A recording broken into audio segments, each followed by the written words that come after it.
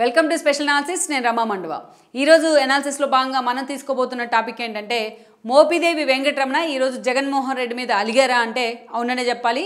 గత 2 రోజులుగా మోపిదేవి వెంకటరమణ పూర్తి స్థాయిలో ఫోన్ కూడా స్విచ్ ఆఫ్ చేసుకున్నారు. ఆయన జగన్మోహన్ రెడ్డితో సహా పలువురు నేతలు, సీనియర్ నేతలు అంతా కూడా వైసీపీ నుంచి ఆయన కాంటాక్ట్ చేసే ప్రయత్నం చేస్తున్నా ఆయన అందుబాటులోకి రాలేదనే విమర్శలు కూడా ఉన్నాయి.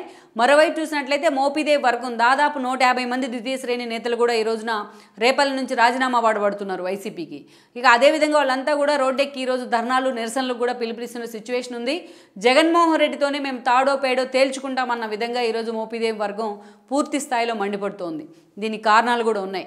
జగన్మోహన్ రెడ్డి ఎప్పుడైతే ఈ రోజున ఒక ప్రయోగం అయితే చేయాలనుకున్నారో బీసీ కార్డుతోని చాలా కాన్స్టిట్యున్సీని కలిగించే ప్రయత్నం చేశారు. అందులో మొదటి ఫేజ్లో భాగంగా దాదాపు 11 చోట్ల ఆయన రీషఫ్లింగ్ చేయడం జరిగింది. కొన్ని చోట్ల సిట్టింగుల్ని పక్కకి తీసుకెళ్ళి ఇంకో టికెట్ ఇవ్వడం జరిగింది. లైక్ విడుదల రజనీని వెస్ట్కి పంపించడం దగ్గర నుంచి ఇంకొన్ని చోట్ల స్థానికంగా ఉన్న సిట్టింగులకి ప్లేస్లో వేరే వాళ్ళని కూడా అక్కడ ఇంప్లాంట్ చేయడం జరిగింది. సో ఇలా జగన్మోహన్ రెడ్డి ఫస్ట్ ఫేజ్ కింద ఒక 11 సిట్టింగులు ఉన్న చోట్ల, అది కూడా తెలంగాణ ఎన్నికల ఫలితాల్లో సిట్టింగులకు ఒక వ్యతిరేకత వ్యక్తమైన పరిణామాల తర్వాత ఆయన అలర్ట్ అయ్యారు.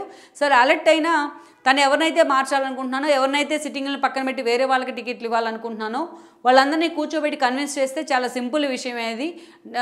ఏదైతే రాష్ట్రంలో మళ్ళీ మరోసారి తాను అధికారంలోకి వస్తే ఏదో ఒక నామినేటెడ్ పోస్ట్ మీద వాళ్ళకి హామీ ఇచ్చి కన్విన్స్ చేయడం కూడా ఈజీనే జగన్మోహన్ రెడ్డి స్థాయికి. బట్ జగన్మోహన్ రెడ్డి మాత్రం ఈ విషయంలో చాలా నిర్ద్వందంగా వ్యవహరించారన్న చర్చ జరుగుతోంది. ఇక్కడ మనం ఎస్పెషల్లీ మోపిదేవి విషయానికి వచ్చినట్లయితే కూడా తాజాగా జగన్మోహన్ రెడ్డి రీషఫుల్ చేసిన 11 మంది లిస్టులో మోపిదేవి సీట్ అయిన రేపల్లి కూడా ఉంది. ఈరోజు మోపిదేవి వెంకటరమణ సుదీర్ఘకాలం ఆయన కాంగ్రెస్తోనే అసోసియేట్ అయ్యారు. వైఎస్ రాజశేఖర రెడ్డితో కూడా క్లోజ్ అసోసియేషన్ ఉంది. ఆయన క్యాబినెట్లో మంత్రిగా కూడా పనిచేశారు. సో అదేవిధంగా జగన్మోహన్ రెడ్డి మీద ఎప్పుడైతే సిబిఐ ఎంక్వైరీ స్టార్ట్ అయిందో ఆ టైంలో మోపిదేవి వెంకటరమణ లాంటి వాళ్ళు కూడా వాన్పిక్ విషయంలో జైలుకు వెళ్ళడం జరిగింది సుదీర్ఘకాలం. ఇక ఆ తర్వాత బయటకు వచ్చిన తర్వాత ఆయన మోపిదేవి వెంకటరమణ జగన్మోహన్ రెడ్డి వెంట నడిచే ప్రయత్నం చేశారు ఆయన.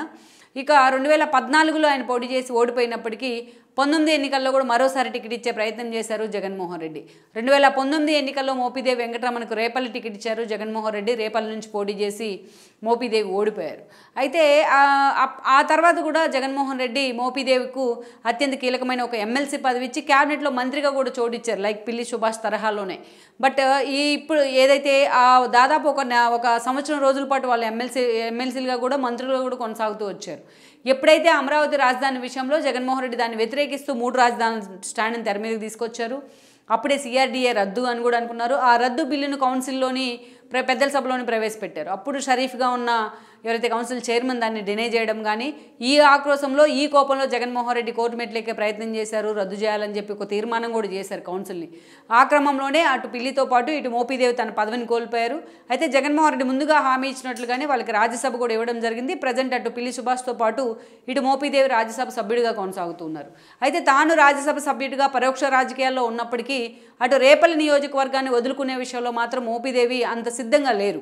తన కొడుకు రాజీవ్ని అక్కడ ఫోకస్ పెట్టే ప్రయత్నం చేశారు.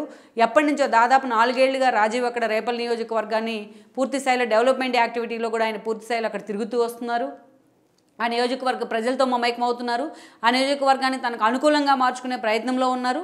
జగన్మోహన్ రెడ్డి దగ్గర ఇదే అంశాన్ని మోపిదేవి అనేకసార్లు ఎక్స్పోజ్ చేసే ప్రయత్నం చేశారు. ఎలాగైనా రేపటి ఎన్నికల్లో తన వారసుడైన రాజీవ్కు అక్కడ టికెట్ ఇవ్వాలని కూడా మోపిదేవి ఆ డిమాండ్ని జగన్మోహన్ రెడ్డి దగ్గర ఉంచడం జరిగింది. జగన్మోహన్ రెడ్డి కూడా గత 4 ఏళ్లుగా మోపిదేవికి ఒక సానుకూలంగానే దీనికి సంబంధించి స్పందిస్తూ వస్తున్నారు. కానీ తాజాగా చూసినట్లయితే ఏదైతే జగన్మోహన్ రెడ్డి ఒక ఎక్స్పెరిమెంట్ అయితే చేశారు అక్కడ. యాక్చువల్గా మోపిదేవి ఒక ఫిషర్మెన్ కమ్యూనిటీ నుంచి వస్తూ ఒక స్థానికంగా ఒక సాలిడ్ ఓట్ బ్యాంక్ కూడా ఉంది రేపల్లిలో. ఆయనకి ఒక మంత్రిగా కూడా పనిచేసిన హిస్టరీ ఉంది. అలాంటి ఫ్యామిలీని పక్కన పెట్టి ఈ రోజున స్థానికంగా ఉన్న ఈపూరు గణేష్ని తీసుకొచ్చి అక్కడ ఎమ్మెల్యే అభ్యర్థిగా జగన్మోహన్ రెడ్డి నియమించారు. దీంతో మోపిదేవి వర్గం ఈరోజు చాలా సీరియస్గా మండిపడుతూ వస్తుంది. తమకు ముందస్తు సమాచారం కూడా లేకుండా తన కొడుకుని తనను పక్కన పెట్టిన తీరు మాత్రం మోపిదేవి డైజెస్ట్ చేసుకోలేకపోతున్నారు.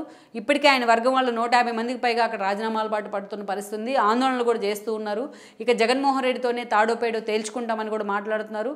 అవసరమైతే జనసేన లాంటి పార్టీల వైపు కూడా మోపిదేవి చూసే అవకాశం ఉందనే లీకులు కూడా కొన్ని వస్తూ ఉన్నాయి. ఈరోజు జగన్మోహన్ రెడ్డి మాత్రం మోపిదేవి విషయంలో ఆయనకి ఓడిపోయిన ఎమ్మెల్సీ ఇచ్చున్నారు, దాని మంత్రి పదవి ఇచ్చారు, అండ్ దాని రాజ్యసభ ఇచ్చారు. బట్ అంత కన్సర్న్ మోపిదేవి మీద చూపించి తనతో పాటు జైల్లో ఉన్నందుకు ఉన్న కన్సర్న్.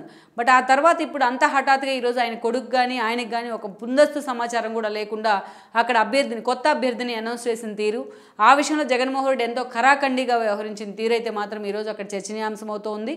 మరి ఈ అంశానికి సంబంధించి మోపిదేవి ఈరోజు జగన్మోహన్ రెడ్డి మీద ఆగ్రహంతో ఉన్నారు. ఆయన అలకబూనారని కూడా లీకులు వస్తున్నాయి. అందుకే పార్టీ అధిష్టానానికి కూడా అందుబాటులో లేకుండా ఆయన ఫోన్ స్విచ్ ఆఫ్ చేశారని కూడా చెప్తూ ఉన్నారు. మరి ఈ పరిణామాలు రేపల్లిలో వైఎస్ఆర్సీపీ భవిష్యత్తును అండ్ మోపిదేవి ఫ్యామిలీ భవిష్యత్తును ఏ మలుపు తిప్పుతాయనేది కూడా మనం చూడాల్సి ఉంది. ఈ వీడియో మీకు నచ్చినట్లయితే please share, like and subscribe R24 Telugu.